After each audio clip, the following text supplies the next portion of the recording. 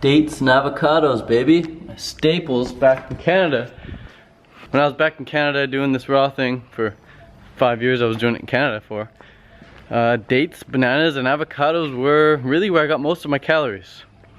I did eat a lot of variety. I didn't just eat those three things, of course. I ate lots of berries and greens and citrus and melons and things like this. Peaches, pears, plums, nectarines, apricots, things like that. But most of my calories throughout the year, definitely avocados, dates, and bananas.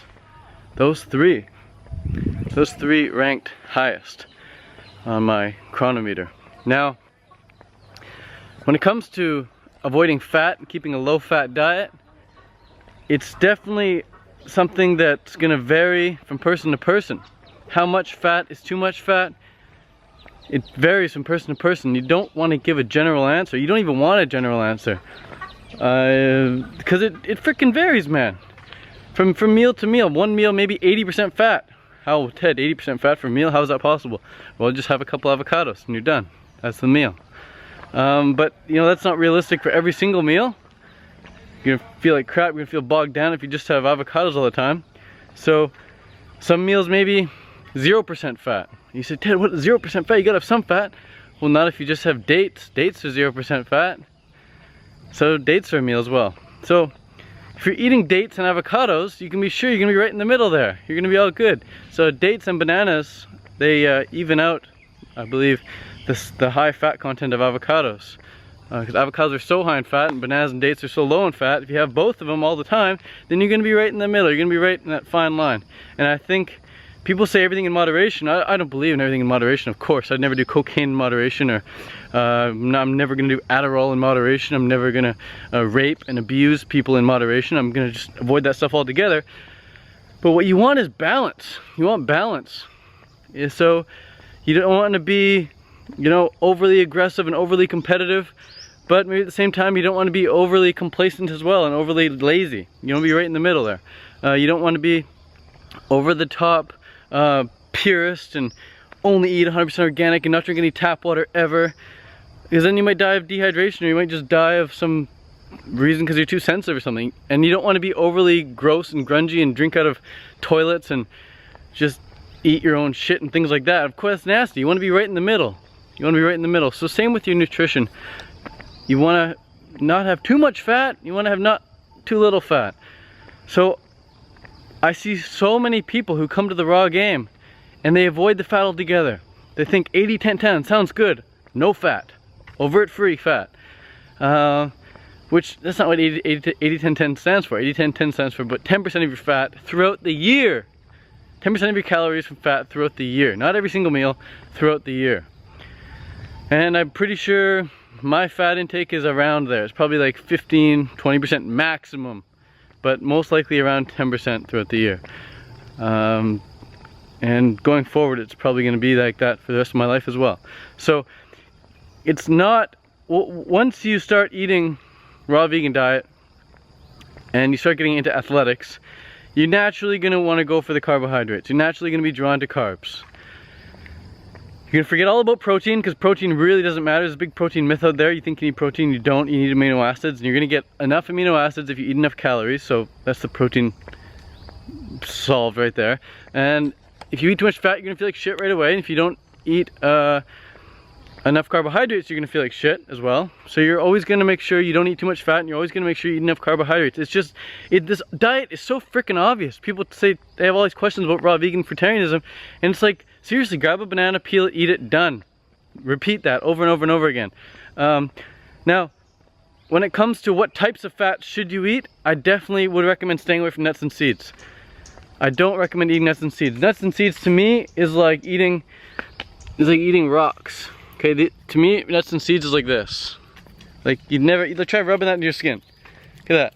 It's just gonna cut me up. This shit's gonna cut me up, man. Nuts and seeds don't break down, they don't digest. They're not meant for consumption. The purpose of a nut and a seed, everything around me here, the reason this is all grown up is because a nut and a seed was allowed to sprout and produce. So if you went around and ate all the nuts and seeds, if every animal went around eating all the nuts and seeds, we wouldn't have this abundance. So nuts and seeds, the purpose of a nut and seed, the life purpose of a nut or a seed is not to be consumed. The life purpose of a nut or a seed is to sprout into something that can thus produce maybe leaves and fruits for us to consume, for the leaves for the cows to consume. Right there, there's a cow right there, and fruits for me to consume. There's jackfruit on that tree right over there as well. So that's the purpose of a nut or a seed. So be patient and let the nut or seed produce the fruit for you. Don't just go ahead and eat the nut or seed like that. The exception to that would be coconuts. Drink all the coconuts you freaking want, man. The more coconuts you drink, the more coconut trees are going to be planted, and the more coconut trees we're going to have all around the world.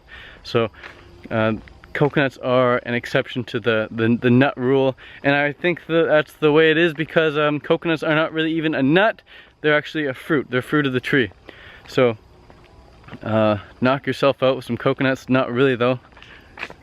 Watch out for the falling coconuts. But seriously, avoid eating nuts and seeds. You definitely don't need them in your diet at all. If you are going to consume nuts and seeds, that guy just scared me. If you are going to consume nuts and seeds, you want to blend them with water, and then you want to strain them out with the nut seed.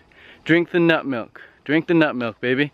Coconut milk is probably the best kind, but it's harder to get in Canada or America, so just blend up some sesame seeds or blend up some almonds, blend up some walnuts, whatever. Just stay away from cashews. Cashews are the worst. I'm not going to go into that, but do your own research if you want why cashews are the worst nut. But yeah, you blend up the nuts with water in your blender and you strain it through nut milk, and you drink that milk in small amounts. Don't knock yourself out and drink a whole bunch. You'll feel like absolute crap. Done it before. Don't recommend it. And then the other thing you want to look out for when it comes to consuming fat is not mixing fat with sugar, and specifically not mixing fat with super fast to digest stuff. So if you have avocado and a watermelon, you don't want to eat the avocado and then eat the watermelon. Bad news bears right there. You want to eat the watermelon first, so it goes through nice and quickly. Give yourself a couple minutes, let it go through, and then eat the avocado. And if you have the choice between eating your dates and avocados, same thing. You want to eat the dates first, because the dates are higher in sugar, and then you want to eat the avocado after that. Because if you eat the fat first, the fat's going to go into your blood, it's going to coat the oil from the fat's going to coat your insulin receptor sites on all your cells, and then it's going to take a while to break down because fat's very slow to break down. And then you're going to put the sugar on top of that, like the watermelon or the dates or something, and all that sugar is going to rush into your body, but it's not going to be able to get into the cells because it's covered with oil. The cells are all covered with oil now, so your blood sugar is going to rise because all the blood's still in the blood, it's not able to permeate the cells. So when you're eating a lot of sugar, the reason the fruit diet works is because we also typically eat low fat at the same time. The reason people say, oh, a fruit diet doesn't work for me, or a fruit diet would never work, it's just too high in sugar.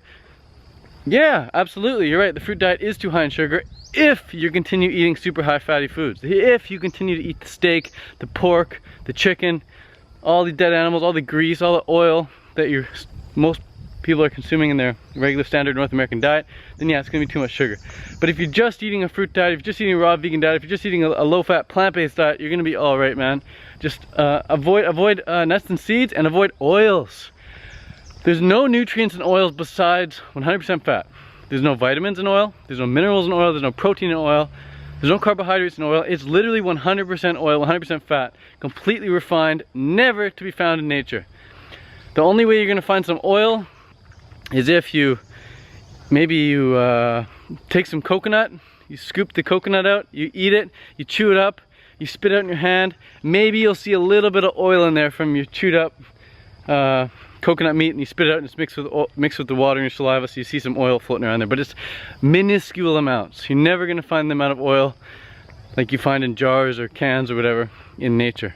It doesn't happen. So keep your fat intake relatively low, of course, avoiding nuts, seeds, and oils, and focusing on the avocados. Focus on the coconut meat, focus on the durian. These are the 3 fat sources that I personally love the most. And any other fat source is just either extremely hard to come by, or it's in a refined form, or it's just gonna be super hard to digest. If you're gonna ask about olives, I wouldn't eat olives because they've got to be soaked in salt, and typically they'll come either they're soaked in salt or they're soaked in this jar for a long time, and they don't go bad, and if things don't go bad, then it's because they've already gone bad. And if you're not getting them in the jar, then you're getting them in this plastic wrap bag, and they're dehydrated, and it's just not really a natural food. You wouldn't really eat olives in nature. So you try and eat the foods that you'd eat in nature, man. From a day-to-day basis, man, get most of your calories. If you're in Canada or a cold climate, if you're in America, eat bananas, eat dates, eat raisins, eat citrus, eat melons. Eat, when in season, eat the stone fruits, eat the peaches, the plums, the nectarines, the cherries. Looking forward to those this summer.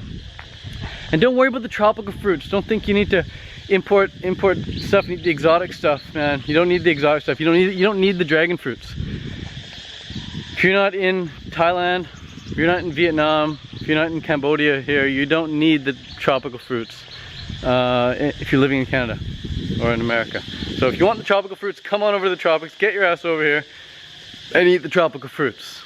Fruitarian, living lifestyle. Learn about the benefits and start now. Eating from the vine and feeling divine. Fruit living with nature's design.